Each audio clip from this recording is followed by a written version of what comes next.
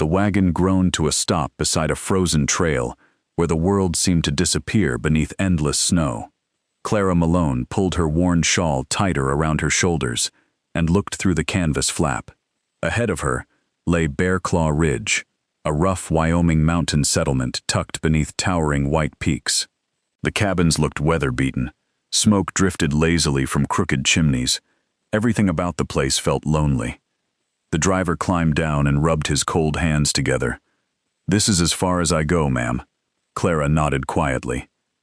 She stepped into the bitter wind, carrying only one carpet bag and the last pieces of the life she had left behind.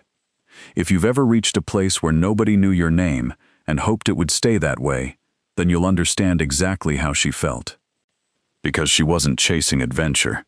She was escaping a life that had slowly crushed every piece of who she was. The driver pointed toward the towering mountains. "Hunting station's 4 miles up that old logging road." His eyes narrowed toward the dark clouds gathering overhead. "I'd wait until spring if I were you." Clara forced a tired smile. "I'm expected." The wagon rolled away, leaving her completely alone. Across the muddy street stood the general store. Warm yellow light glowed behind its windows. Inside, the smell of coffee, tobacco, and salted meat wrapped around her as soon as she entered. The old storekeeper barely looked up. "What'll it be?" "I need winter supplies." He raised an eyebrow. "For where?" "The Ashford hunting station." That finally earned his full attention. "The hunting station?" She nodded. "I was hired as cook." She handed him the folded letter she had protected throughout the long journey from Chicago. He barely glanced at it before handing it back. "Ted Ashford left months ago." Clara blinked. "He what?" "Packed up and headed west. Heard creditors were after him." The room suddenly felt colder than outside. "But my job, my contract." The storekeeper sighed. "Sorry, miss. Ain't nobody living up there." Silence settled between them. Everything she'd believed during the endless train rides, the wagons, the freezing nights, gone. He scratched his beard. "You could stay in town. Martha, over at the boarding house, always needs kitchen help." It wasn't much. It wasn't freedom. It was another kitchen. Another life spent making herself small. Clara slowly folded the letter. "No." The old man frowned. "No? I'll still go." His face showed genuine disbelief. "You serious?" "I didn't cross half the country to give up because one man disappeared." She pointed toward the shelves. "I'll take flour, salt pork, beans, coffee, and the warmest boots you've got." He stared for another moment before gathering the supplies. The boots were men's boots, far too large. She stuffed newspaper inside them and pulled them on anyway. By the time she stepped outside again, snow had already begun falling. Each step up the logging road carried her farther from the town, farther from everyone who had ever tried telling her who she should become. James had spent years doing exactly that. Smile more, speak less. Never disagree, never embarrass him, never have opinions stronger than his. She had obeyed, until the day she finally didn't. The day she spoke the truth about his gambling debts in front of his own mother. He'd thrown her out before sunset, called her impossible, too stubborn, too loud, too much woman. As snow covered the trail behind her, Clara realized something. She had never been too much.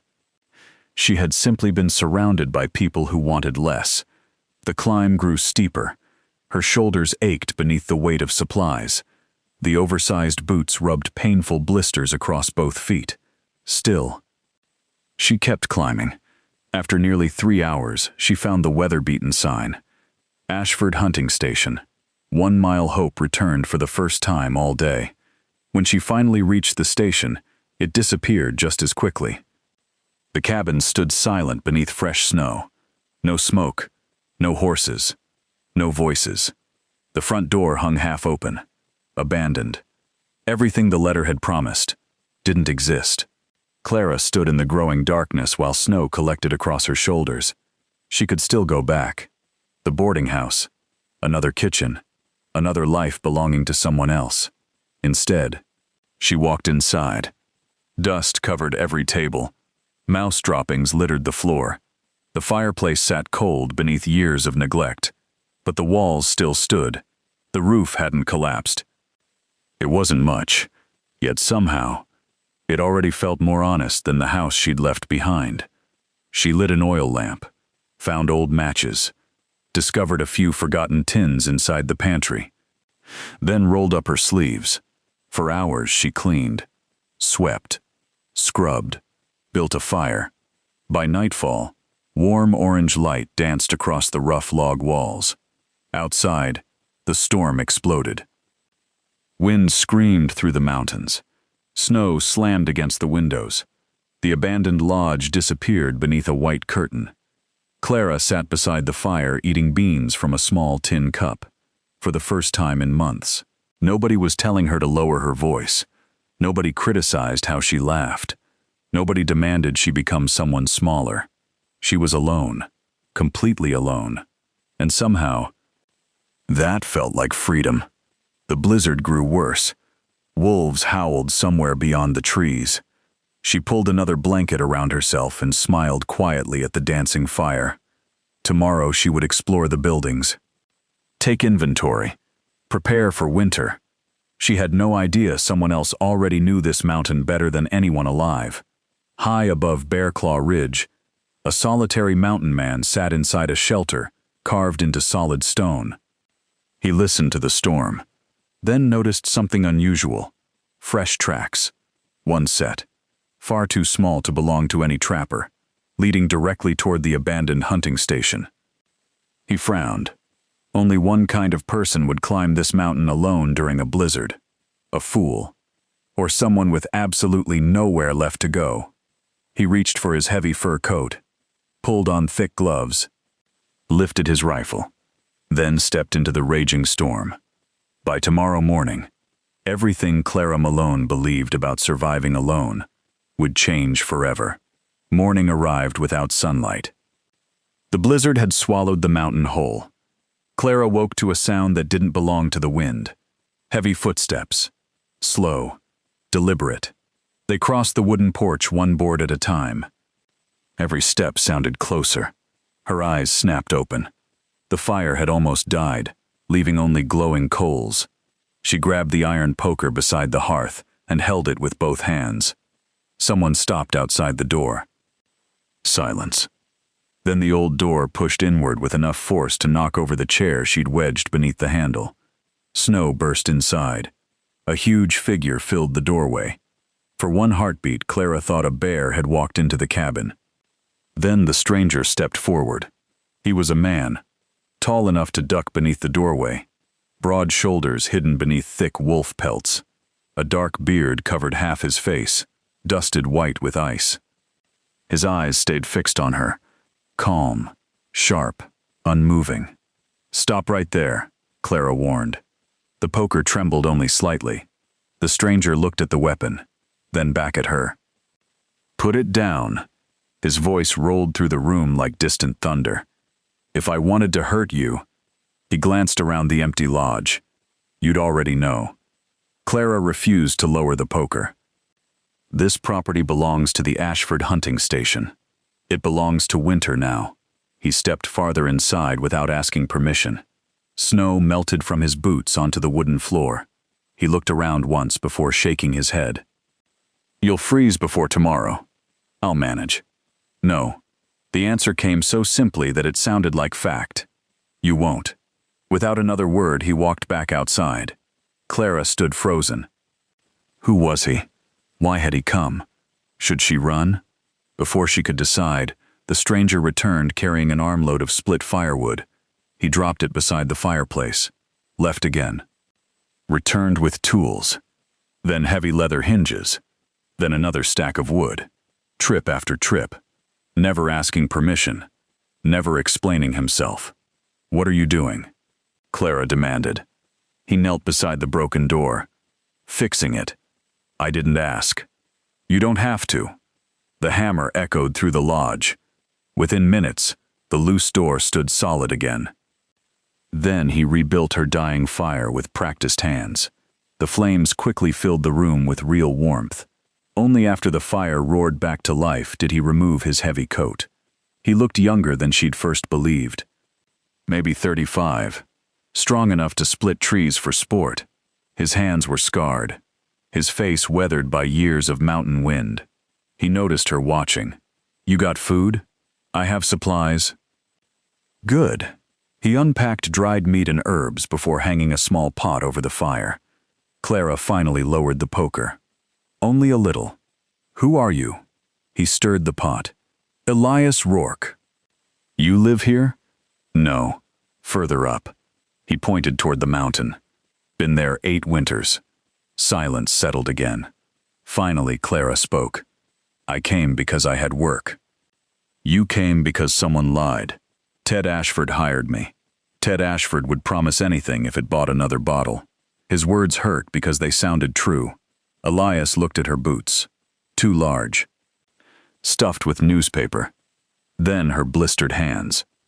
Then the tiny pile of supplies she'd carried 4 miles through deep snow.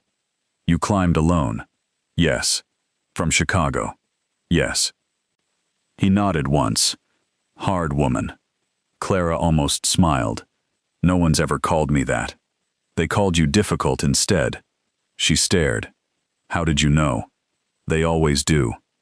He handed her a steaming tin cup. Pine tea. She accepted it carefully. Warmth spread through her frozen fingers. Outside, the wind slammed against the repaired door. Elias listened. Then stood. "This lodge won't survive winter. It already has. It survived because nobody stayed inside." He looked toward the roof. "Too many drafts. Too much firewood. You'll spend every day cutting trees just to stay alive. I'll learn. You'll die learning." The words carried no cruelty, only truth. Clara looked into the fire. "I have nowhere else." For the first time, his face softened. "I figured." He studied her quietly. "What are you running from?" "I'm not running." "You climbed into a blizzard." His eyes never left hers. "People only do that when whatever's behind them feels worse." She stayed silent. He didn't press. Instead, he walked outside once more. When he returned, he carried heavy rope. "You coming?" "Where?" "My shelter." She frowned. "I'm not leaving with a stranger." "Then stay." He shrugged. "Freeze by morning." He picked up his own pack. Made no attempt to convince her. Simply waited. Clara looked around the abandoned lodge. The broken furniture. The thin walls. The tiny fire already fighting another wave of cold. Then she looked back at the mountain man.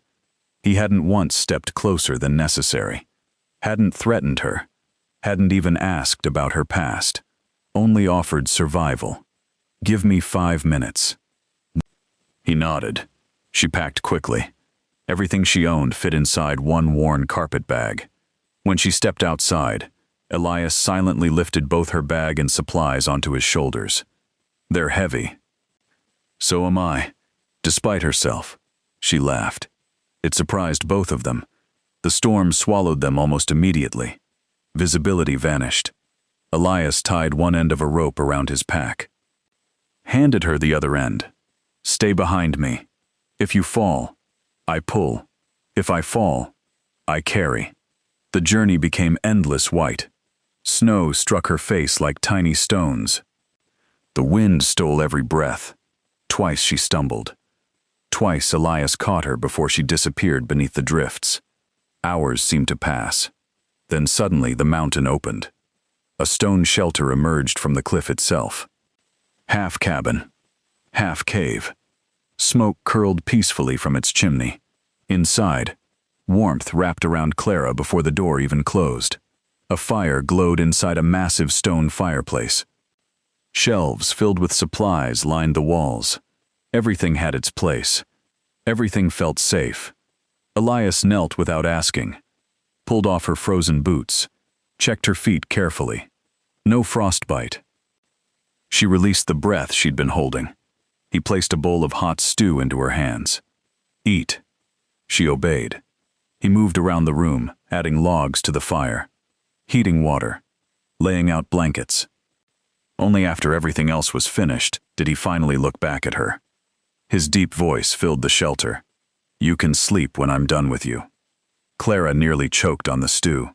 He noticed immediately. A faint shadow of amusement crossed his face. "I'm checking your hands, feeding you again in an hour, making sure you stay alive." He gently examined her frostbitten fingers, then wrapped them in warm cloth. Only then did he stand. "Questions tomorrow. You need sleep first." For reasons Clara couldn't explain, she believed him. Outside, the storm continued trying to bury the mountain. Inside, for the first time since leaving Chicago, she closed her eyes knowing someone was standing between her and the darkness. The morning would bring answers. Neither of them knew it would also begin changing both of their lives forever. The storm finally broke on the third morning. Sunlight spilled across the snow, turning the mountains into fields of gold. Clara stepped outside Elias's shelter and took a deep breath. The cold still bit her cheeks. But it no longer frightened her. Behind her, Elias carried 2 axes and a coil of rope. Today's lesson. She looked back. What now? Living. He started walking. If you're staying on this mountain, you learn everything. From that day forward, life settled into a rhythm neither of them expected. They rose before sunrise. Coffee came first, then chopping wood, checking traps, fetching water beneath frozen streams, repairing tools. Every lesson Elias taught came with few words and endless patience. Fire keeps you alive. Water keeps you thinking. Food keeps you moving. Wasted effort gets people killed. Clara listened, watched, learned. Her soft city hands slowly disappeared beneath new calluses. The oversized boots finally fit after weeks of extra socks and leather wraps. The woman who had climbed the mountain frightened and alone slowly vanished. Someone stronger took her place. One afternoon, Elias handed her the axe. "Split that." She raised it. The first swing missed. The second barely scratched the log. The third split it cleanly down the center. Elias nodded once. Good. That single word somehow meant more than pages of praise ever had. Days became weeks. Snow kept falling. The world beyond the mountain disappeared. Inside the shelter, something else quietly grew. Not through grand speeches, not through promises, but through countless little moments. Clara humming while baking bread. Elias secretly smiling every time he heard it. Sharing one lantern while reading beside the fire. Laughing when she accidentally burned supper. Arguing over the proper way to stack firewood. Neither noticed exactly when silence between them stopped feeling empty. It simply became comfortable. One evening Clara found an old harmonica tucked inside Elias's pack. "You play?" He looked embarrassed. "A little." She smiled. "Show me." At first he refused, then finally lifted it to his lips. The melody floated softly through the shelter. Lonely, beautiful. It carried memories too heavy for words. When he finished, Clara realized tears rested quietly in her eyes. "Who taught you?" "My little brother." The smile disappeared. "Ben." She waited. After a long silence, Elias spoke again. "We trapped these mountains together. He died 3 winters ago. Avalanche." The room became very quiet. "I should have stopped him." "You couldn't. I was older." "You still couldn't." He stared into the fire. "I've blamed myself every day." Clara moved beside him, not touching, simply sitting close. Sometimes that was enough. "I know guilt." She spoke softly. "I carried mine all the way from Chicago." Elias looked toward her. "My husband spent years convincing me everything wrong inside our marriage belonged to me. I believed him. For too long. You don't anymore." She slowly shook her head. "No, because you taught me something." "What?" "Mountains don't lie. They show exactly what they are. So do honest people." For the first time since she'd known him, Elias smiled without trying to hide it. Winter slowly loosened its grip. Snow began melting along the southern slopes.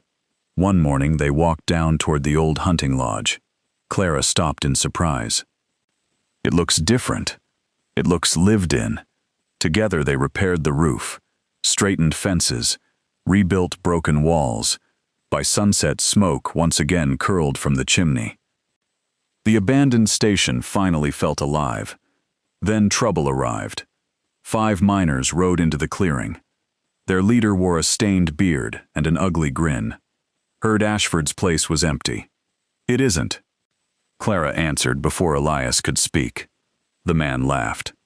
"You living here with him all winter?" His eyes moved slowly across Clara.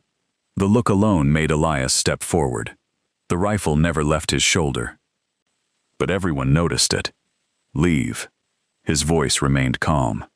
"We've got mining claims nearby. You've got another trail." The leader refused to move. Instead, he smiled wider. "Pretty woman like her don't belong buried up here." Clara met his eyes. "I belong wherever I choose." The smile disappeared. "So you've got spirit." Before another word could leave his mouth, Elias fired. The bullet shattered a tree branch inches beside the man's head. Silence exploded across the clearing. "The next shot," Elias said quietly, "won't miss." Nobody doubted him. The miners turned their horses and rode away. Only after they disappeared did Clara notice her hands trembling. Elias looked toward her. "You all right?" She nodded. "I've dealt with men like that before. Different clothes, same eyes." His jaw tightened. "No one's touching you." She smiled gently. "I know." That night they sat beside the fire inside the rebuilt lodge. Neither spoke for a long time. Finally, Clara broke the silence. "I don't want to leave." "I know. I don't mean until spring. I mean," she looked into the fire, "I want this life. I want these mountains. I want this place." Then she looked at him. "I want you." Elias stayed perfectly still. "You sure?" "I've never been more sure." He stepped closer. "I've spent years believing I belonged alone." "So did I." He reached for her hand. His rough fingers wrapped carefully around hers. "I can't promise easy. I don't want easy. I can't promise riches. I don't need riches. The winters stay hard. So do I." A quiet laugh escaped him. Then he gently rested his forehead against hers. "You changed this mountain." Clara smiled. "No. It changed both of us." He finally kissed her. Slowly, carefully, like a man afraid of breaking something precious.